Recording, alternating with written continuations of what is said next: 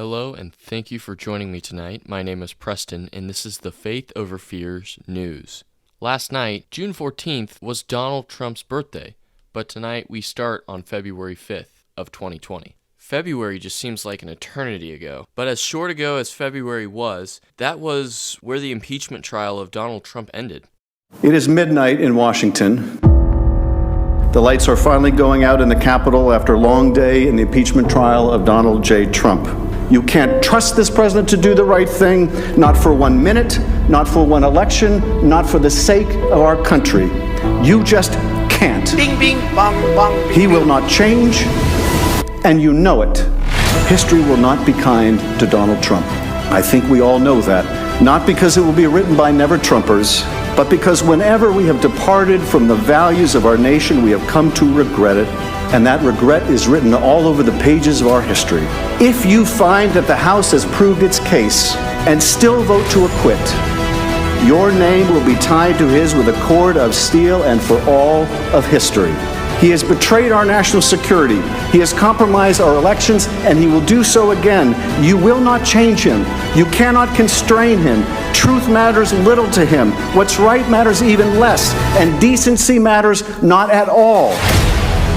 We have proven Donald Trump guilty. Now do impartial justice and convict him.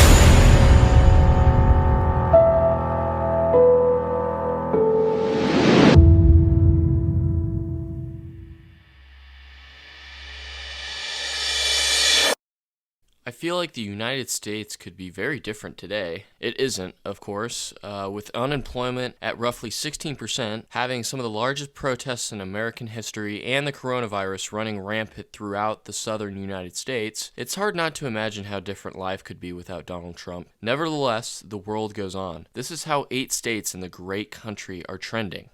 This chart here was provided by Chris Hayes of MSNBC. Although things are bad to say the least in all 8 states, I want to point your attention to Florida. Florida had done an amazing job, flattened the curve, and was preventing potentially at risk individuals from getting ill. So what happened? Florida had went against what epidemiologists said. Florida reopened, and so now their cases rise seemingly uncontrollably and far worse than their first spike. It shouldn't need to be said that the records of cases had multiple days of over 2,000 cases reported is bad. And yet, the Republican National Convention will take place in Florida, not requiring masks and not requiring social distancing. Despite this information, despite watching 8 states seemingly out of control, Donald Trump is going to begin hosting his well-known MAGA rallies again. Oklahoma has a 123% increase in new cases over the last 2 weeks. In fact, according to reporting done by the National Public Radio, cases are currently rising in 26 states over the last 2 weeks. Tonight, I urge you, when possible, stay indoors, and if it is essential to go out, wear a mask. Although going out, especially in zones where COVID seems more rampant, may not be the best idea. And many people have in support of George Floyd. Many are calling for the police to be dismantled or defunded, attempting to create a new public safety system. In Minneapolis, the city is replacing the police with a community-led model.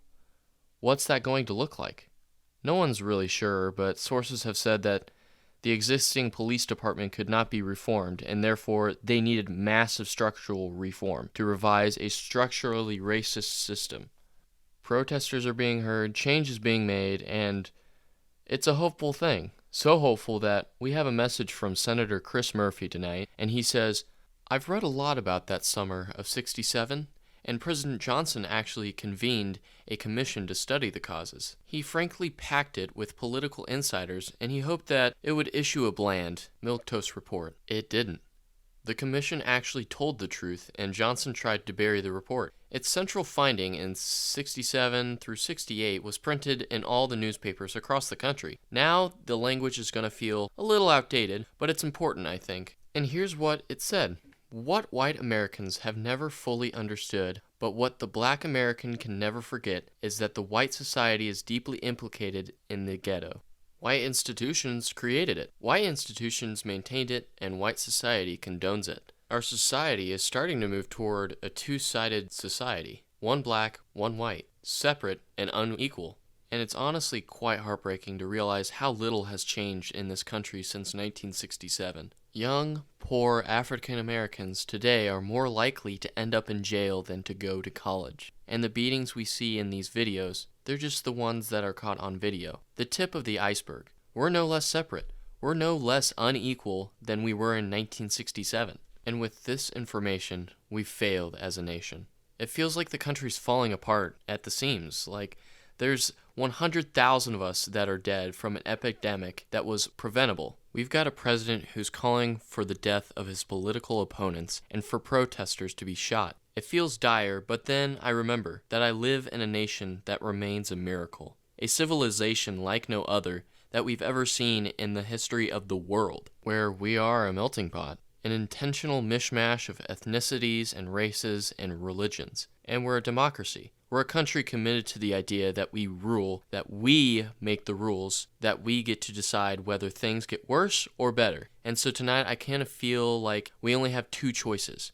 We can either give up because it's just too awful and it's too hard and we failed too many times, or we can just keep at it. We keep pushing that rock up the hill, just keep holding hands and believing together that one day it won't roll back. And sooner or later, I feel that one day there'll be enough of us to where that we'll get all the way up it, all the way past the problems that we have and the problems that we will have in the future. Meaningful change. Someone truly understood meaningful change. Gianna Floyd, pictured here overseeing the protests, she reminisced on her father saying, "Daddy changed the world."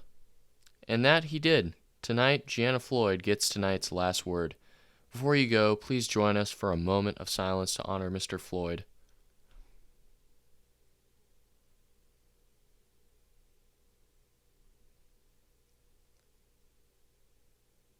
Thank you guys for watching and joining us on Monday, Wednesday, and Friday to stay up to date. And as always, guys, stay safe, stay healthy, and God bless.